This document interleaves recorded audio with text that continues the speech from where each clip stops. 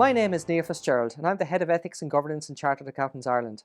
As part of this governance webcast series, we'll be exploring a range of topical issues ranging from board effectiveness, whistleblowing and speaking up, corporate enforcement and when it all goes round for companies and directors, and also a range of issues affecting small to medium-sized enterprises, charities, listed and regulated companies. Today, I'm delighted to be joined by Dr Margaret Cullen, who is an independent non-executive director, a consultant, a lecturer and a researcher. Now, Dr Margaret Cullen is the founder and principal of Think Governance Limited and is a specialist in the areas of corporate and investment fund governance. Margaret holds a PhD in governance from University College Dublin, and her doctoral research explored the role and effectiveness of boards of directors in investment fund governance.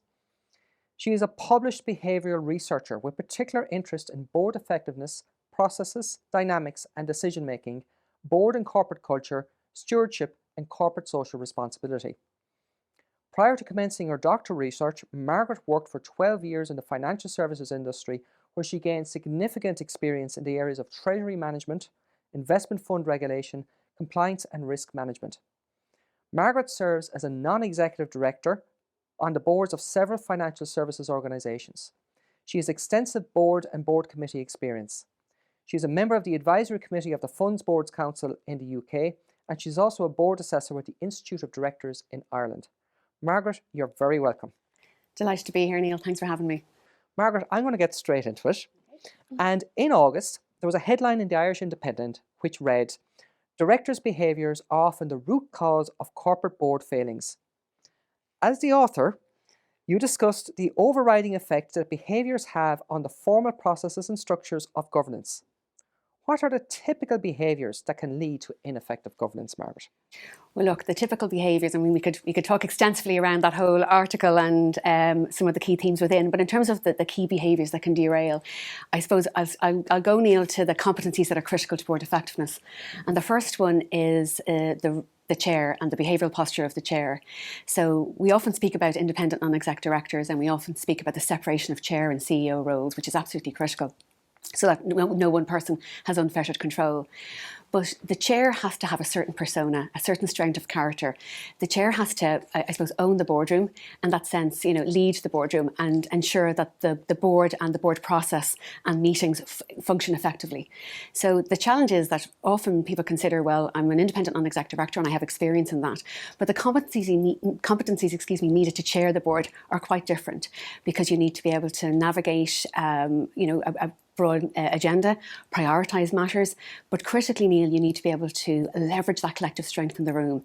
Make sure that certain people aren't dominating discussions, or that the board is getting into a granularity that's not necessary, or that maybe certain directors are showboating a little bit. So the chair has to navigate the agenda, make sure that people are being afforded the opportunity to speak, and really call it when it comes to board discussions. So the corollary of that is, the opposite of that is that if the chair doesn't have those skills, it can really impact the effectiveness of the board. So that would be the first aspect.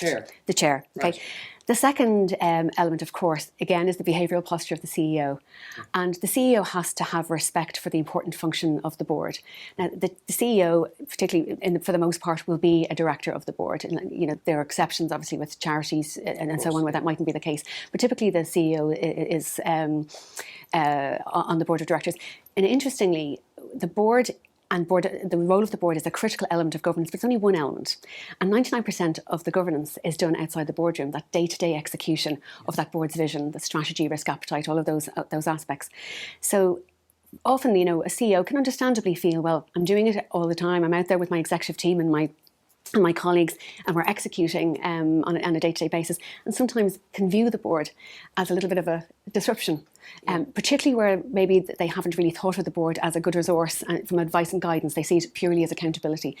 And the philosophy of the CEO going into the board can make or break the effectiveness of the board, because it sets the tone for how not only the CEO but his or her colleagues approach engagement with the board. Okay. So, I always say to INEDs when they're looking at board positions, you really want to be wanted on that board. You really need to be wanted on that board.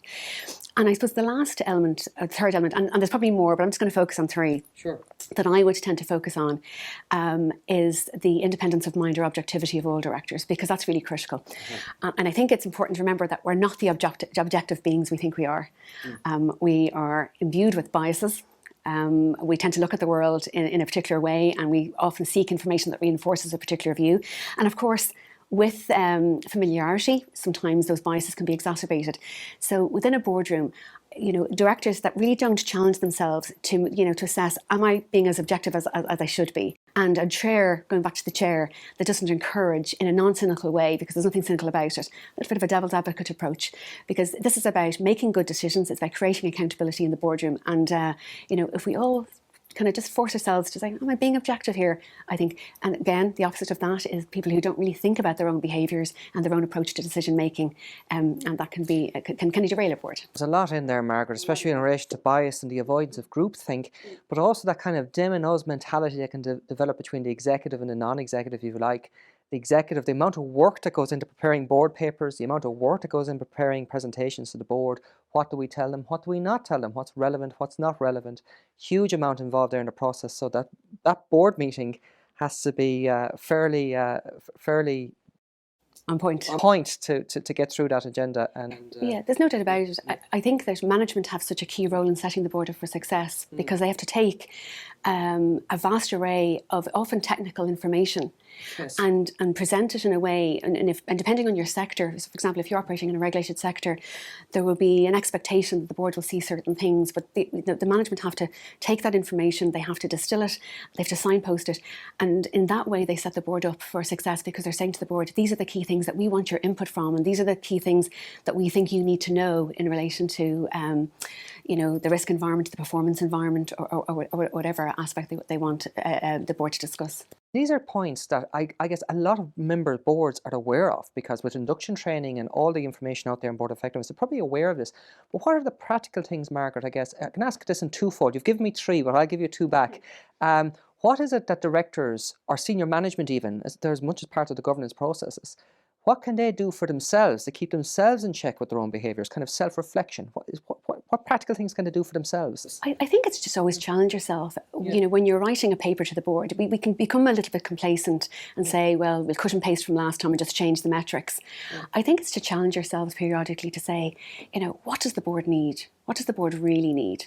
Okay, and challenge yourself. Am I throwing in the kitchen sink? Yes. Goes back to that whole question. I didn't have time to write you a short letter, so I wrote you a long one instead. Or are we challenging ourselves to write the short letter? Are we challenging ourselves to say, if I was sitting on this board holding a fiduciary role, what would I need to see? What do I need to see? What do I need to understand about what's going on in the business?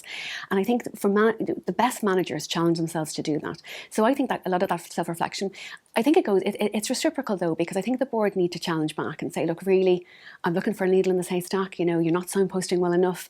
I don't really know what you're asking me to do. So I think challenge on both sides is really key. But I just think, just challenge yourself to look at what you're, and ask yourself the question, if I was a board member and got that pack, would it have been useful to me? Very useful information, especially when people consider the amount of work that goes into preparing a report, but all that matters at the end of the day is the output of that report, not all the work that was put in place to develop it, not all the number crunching, not all the data analysis, just what is the output of that report, what's the key message. And the second point then is that's what they can do to keep those behaviours in check for themselves. But also this is the kind of collective responsibility. What can they do to keep that behaviour in check for others? Should they be calling out that behaviour? Is that too confrontational?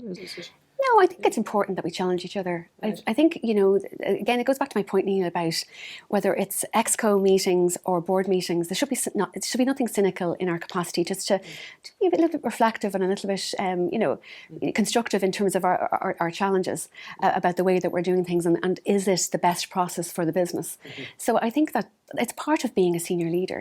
We have to take it on the chin. Yeah. The same way is if I'm an INED and I go into a board meeting and I'm being overly intrusive, if I'm straying into executive territory, or I'm going into a level of detail actually not commensurate with a director role or indeed a non-exec director role, it's important that I get challenged back on that. Most likely, and it should really be by the chair. Yeah. But equally, if I am sending executives off as a director, asking them to produce another report in another way, with another graph and another type of table, that's adding to the burden of preparation for board meetings. It's important that management have the strength of character to say, actually, you know what, I actually don't believe that's going to add any value, and it's going to take an awful lot of work. And to what extent could that behaviour be filibustering, where it's kind of an unprepared non-exec that has arrived, kind of going, oh, what's all this about? They haven't done their pre-reading. They could have asked those questions in advance of the meeting. Well, they could have, but I see the thing is, we have to remember as well, this is a behaviour business, like everything, and we all absorb information in different ways. Obviously I'm a lecturer, so I know that when I go into class, if I've got a class of 30 and I'm presenting on a particular aspect, I'm going to have my kinesthetic learners who want to walk around the room. I'm going to have my audio learners who can just sit and tune in, listen, and then I have my visual learners. And I have to try and respond to all of those. And, in a lot of ways, the boardroom is no different. Management are coming in, and there'll be some that kind of want that visual, they want that chart, give me that impact. There'll be others who really want that detail and the narrative and so on. So it's it's not an exact science. But I think that what you need to do as a board when it comes to MI, if we're focusing on MI, is you need to work with management to create the basis for reporting. And that could be where the board has an understanding, and goes back to your point about what it takes and what we do to generate MI, and then do we report on an exception basis. So that once you understand the basis for that reporting, Neil, that's the critical thing. I think so. Yeah. And I'm immediately trying to, as a former student, Margaret, I'm in my head, I'm wondering which one am I, but that's not a formal question, so we won't go there. Margaret, there's been a great deal of discussion recently regarding, and this is to your heart probably in terms of banking world and financial services, of individual accountability versus collective responsibility and accountability. Now, I've been party to some of these discussions myself, but I'd be very interested to hear your view, because you're working in financial services and you're involved in funds governance an awful lot. So I'd be very interested to hear your view on where is the line drawn between the individual accountability of the director and the or senior management for that matter, and the collective responsibility of the board or the collective responsibility of the management team. I mean, look, it's a challenging area. I mean, and I say this as somebody who believes in regulation, and I want to be very clear on that. I believe in regulation. I don't believe the invisible hand protects us, and I think that we need regulation. I'm known and I'm on record for saying that I believe fully in the importance of regulatory compliance, but maybe not regulatory-led governance. So I just want to preempt my answer to that. Everything that I've learnt, lectured on, read over the past 20 years, pushes me as an advocate of collective responsibility. Collective responsibility to me, it's almost like limited liability. Where would we be without it? Because no one person brings everything to the table, and it's the ability to bring a collection of people into a room and leverage that collective strength to enable companies to thrive and prosper. So the notion of individual accountability jars with me slightly. And one of the things, I mean, from class, Neil, back in the day in your days in Smurfit, where we would have talked about agency theory and this very negative view of the model of man or woman that, they can't be trusted, therefore, we need to have certain governance mechanisms. And, individual accountability smacks of that with me, because what it's saying is that individual accountability comes with that credible threat of enforcement. So in other words, if you don't behave, the enforcement threat is there. And to me, if we're starting from there, we're starting in such a poor place. Okay. So, but when it comes to the bridge between individual accountability and otherwise, ironically, collective responsibility and collective decision-making and good decision-making processes are going to be far more important than they ever were. They were always important, far more important than they ever were. And I suppose for me, if I take an example, if I'm chairing, for example, a REMCO, Neil, okay, I'm chairing a remuneration committee, and say under an individual accountability regime, I have, a senior executive responsibility for that.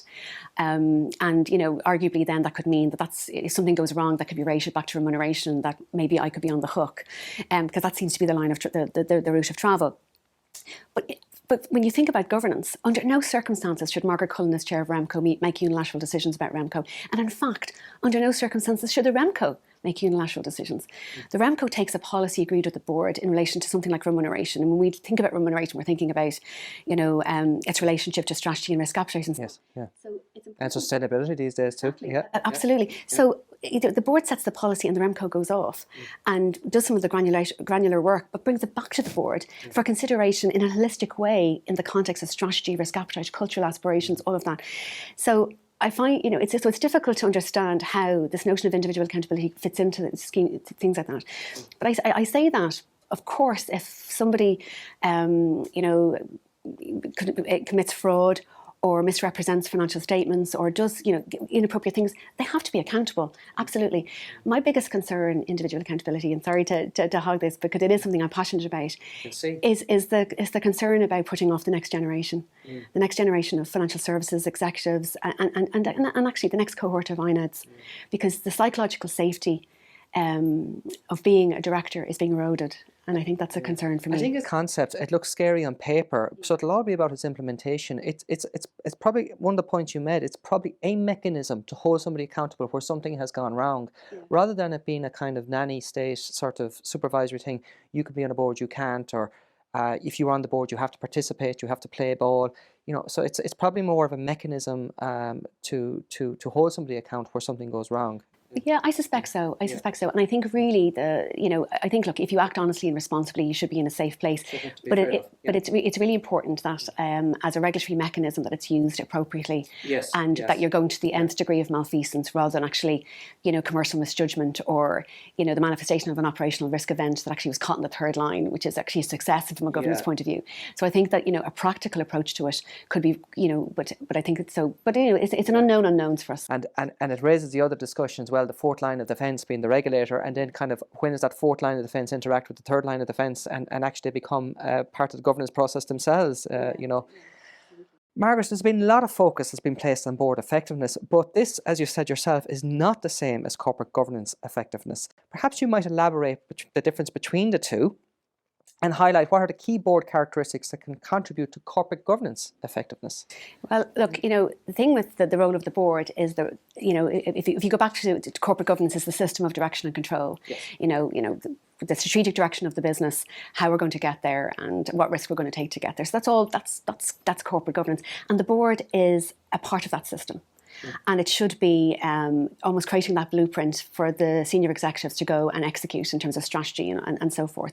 So in a sense, the board is an important part. The interesting thing about board effectiveness is that you can have, if the board isn't operating effectively, so in a sense that, the chair maybe isn't effective, or the non-exec directors aren't contributing, what you can find, Neil, often is that if you've got a very strong CEO and executive team who really get it and really get good governance and execute outside the boardroom, we could have corporate outcomes that actually don't really reflect certain of the ineffectiveness within the boardroom. And so that's an interesting one. So this goes down to dependent and independent variables in other ways, not to get overly quantitative about it. Right. But if I go from board to board and I ask the question, what does success look like? For some it'll be, it'll be profitability. For others it'll be share price or the market's expectation or belief in the company. For others it'll be broader. And when you think of even where we're moving into, this new paradigm of ESG, I've always lectured and promoted corporate social responsibility, but now it's become real mainstream, not peripheral. So now the definition of what good looks like in terms of those dependent variables has become a lot broader. So I think that when it comes to the connection between the board effectiveness and those dependent variables, the board and its effectiveness is one independent variable, but there's so much more.